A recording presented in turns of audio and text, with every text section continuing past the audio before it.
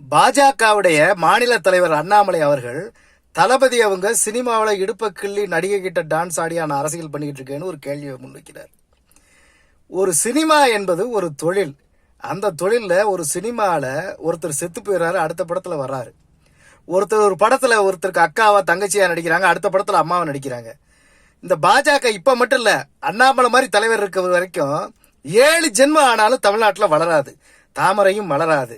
அது மட்டும் இல்லை, நீங்கள் சிரிப்பு போலீஸ்ன்றதை இப்போதான் எனக்கே தெரிஞ்சு. நான் உங்களை ரொம்ப பெரிய சீரியஸான ஆள் நினச்சிக்கிட்டு இருந்தேன். ஐபிஎஸ்ல இதெல்லாம் தான் உங்களுக்கு சொல்லி கொடுத்தாங்களா? முட்டாள் முட்டாள்.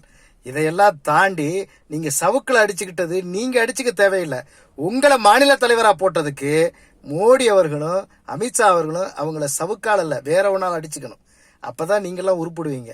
போங்கப்பா, போய் வேலை இருந்தால் பாருங்கள். தமிழ்நாட்டில் 2026 முதலமைச்சர் யாருன்னு முடிவாயிடுச்சு. மீண்டும் சந்திப்போம்.